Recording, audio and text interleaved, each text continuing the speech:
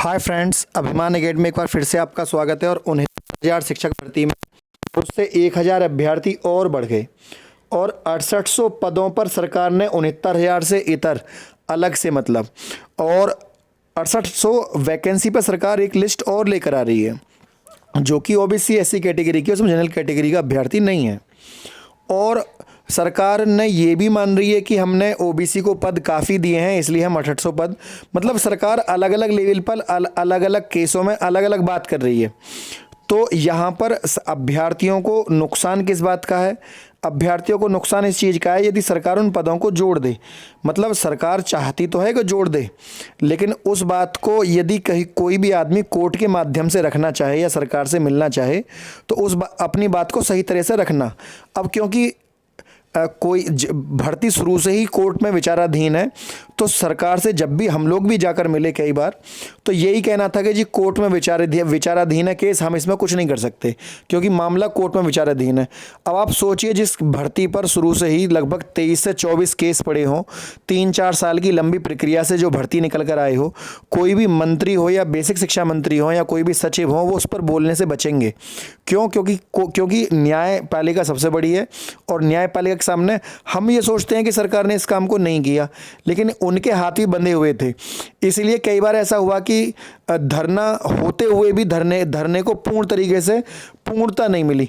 उसके पीछे का रीज़न क्या है? उसके पीछे रीज़न ये था कि भर्ती जो है कोर्ट में थी और सरकार ने यही कहा कि जब भर्ती कोर्ट में है तो हम इसमें कैसे हस्तक्षेप कर सकते हैं।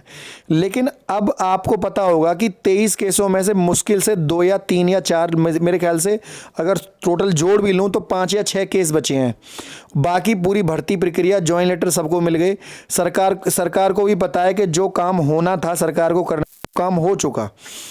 अब यहाँ पर लेकिन कुछ कुछ पद थे, चाहे वो ओबीसी एससी कैटेगरी के हों चाहे वो जनरल कैटेगरी के हों, उन पदों को भरने की बात थी कि उन पदों को कैसे भरा जाए। अब बात ये थी कि ओबीसी वर्ग के अभ्यर्थी अपने हित के लिए ये पहुंच गए कि भाई हमें ये नुकसान हुआ है, इतने पद हमें दे दो। या जनरल कैटेगरी, देखिए कुछ अभ्यर्थी 6800 पदों का भी विरोध कर रहे हैं, तो 6800 पदों का विरोध करना भी यहाँ पर गलत होगा। क्यों? आप सोचिए, अगर ओबीसी एससी कैटेगरी को 6800 पद दे दिए गए तो पहली बात तो 6800 घरों में चूल्हा जला, उनको रोजगार मिला।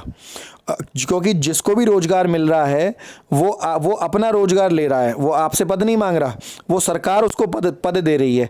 आप ये क्यों सोचकर चल रहे हैं कि वो जनरल कैटेगरी के पद हैं और उनको मिल रहे हैं?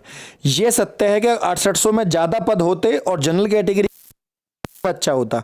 लेकिन यदि सरकार 6800 पदों पर नौकरी दे देती है तो फिर सरकार के सामने आगे कहने के लिए दूसरा पक्ष नहीं होगा कि आपने जनरल कैटेगरी को पद क्यों नहीं दिए। तो फिर सरकार की मजबूरी बन जाती है भविष्य में भी कि आप इतने ही पद जनरल कैटेगरी को दीजिए, आपने ये पद इनको क्यों दिए। तो जिसको नौकरी मिल रही है उसको मिलने दीजिए, उसमें उसमें अड़चन मत डालिए। लेकिन ये कहना कि जनरल कैटेगरी को के जो पद हैं वो ओबीसी एससी को क्यों दिए जा रहे हैं, वो गलत है। आप जनरल कैटेगरी के पदों के लिए लड़िए। आप ये कह सकते हैं कि जो ओबीसी, जब देखिए जब नौकरी मिल जाए, हर चीज़ का एक स्टेप होता है, कदम होता है। हो सकता है आज मैं जो कोई बात कह रहा हूँ किसी अभ्यर्थी को बुरी लग जाए। क्यों?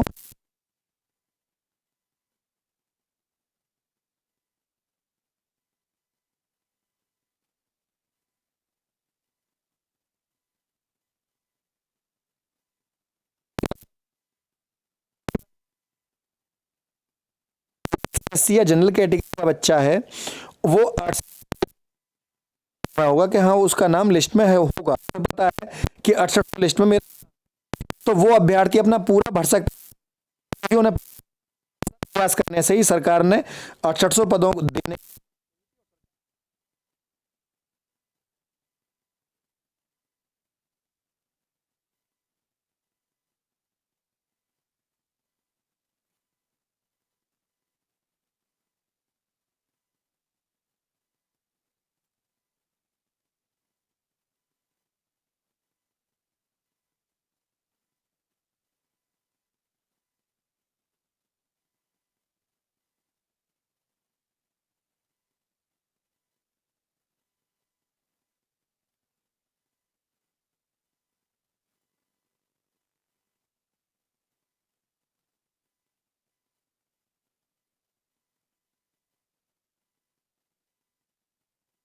छोड़िए। अब बजाय ये बोलने के आप इनको दे रहे हैं हमको भी दीजिए, ये कहना गलत है। पता पड़ी सरकार ने दोनों को ही रोक दिया अपनी जगह, और हुआ भी यही है, क्योंकि 6800 के खिलाफ कुछ बच्चे गए थे। अच्छा, मैं इस पक्ष में भी नहीं हूं कि आप 6800 नौकरी दे क्यों रहे हैं, आप एक साथ ही सबको नौकरी दे सकते थे। तो सबमिशन में कुछ इस तरह की बात डाली जाए जिससे 6800 जिनको नौकरी मिल रही है उनकी नौकरी भी ना रुके, और जो जनरल कैटेगरी के अभ्यर्थी हैं उनको भी यहाँ पर फ़ायदा हो जाए। ये फ़ायदा भले ही 6800 को नौकरी देने के बाद मिले, या साथ में जो पद अब जुड़ने वाले हैं उन पदों को जोड़कर नौकरी दे दी जाए। मतलब दोनों ही परिप्रेक्ष्य में भर्ती यहाँ पर पूर्ण समायोजन की तरफ जाएगी। आप समझिए इस चीज़ को। यदि आप एक वर्ग विशेष को पद दे रहे हैं, यहाँ पर जोड़ना चाहेंगे, तो फ्रेंड सबमिशन में कुछ ऐसी बातें यहाँ पर डालनी चाहिए जो 6800 पद हैं उनकी भी नौकरी ना जाए और जनरल कैटेगरी को भी यहाँ पर फायदा हो जाए। मैं ना ही किसी के पक्ष में और ना ही किसी के विपक्ष में, हर व्यक्ति अपने हित के अनुसार मेरी बात को समझेगा। लेकिन फिर भी मैं यही कहना चाहूँगा, और कमेंट बॉक्स में कमेंट भी करते हैं बच्चे, मुझे उनसे कोई फर्क नहीं पड़ता, लेकिन मैं चाहता हूँ 90-97 में संपूर्ण समायोजन की तरफ भर्ती जाए और सभी को नौकरी मिले जो भी अभ्यर्थी ने लिखित परीक्षा दी थी और 90-97 के कट ऑफ को पास किया है। 1,37,000 पदों पर पूर्ण समायोजन हो और नौकरी सबको मिले। ठीक है, बात यदि समझ में आई हो तो चैनल को सब्सक्राइब और वीडियो को ज़्यादा से ज़्यादा व्यूज़ पर भेजिए ताकि लोग इस बात को समझें और आपस में ना लड़ें, एकजुट होकर सरकार के समक्ष जाएं। जय हिंद, जय भारत।